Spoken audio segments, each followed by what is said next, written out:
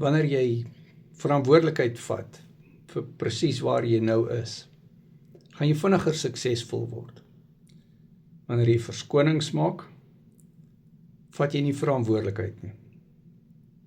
So, as jy verantwoordelikheid vat, dan is dit die eerste stap in die regte rigting.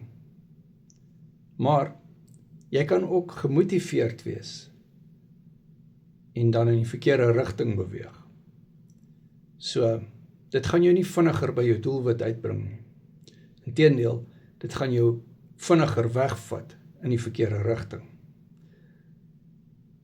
Met die coaching help ek jou om daardie entoesiasme wat jy het in die regte rigting in te sit.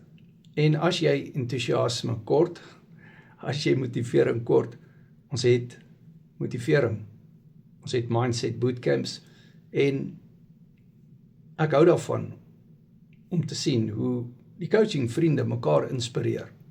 En dit is wat jy nodig het. Onthou nou, ek probeer een van 5 mense wees in jou binnekring wat jou vir die positief beïnvloed. Maar jy kort nog 4 ander, want ons word mos mekaar se gemiddelde.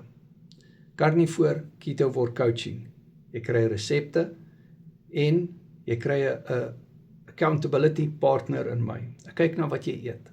Kyk dat jy die regte grootte porsies, vetpersentasies en so meer eet.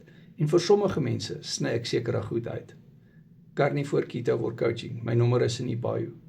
Môre kyk ons na die cholesterol bootcamp, die gut health bootcamp, die seksuele disfunksie en onvrugbaarheid bootcamp. Ons hersien dit môreoggend 10:00. Sondag doen ons die gal bootcamp. En ons het die mindset bootcamp nou donderdag aand 6:00. WhatsApp my nommer is in die bio.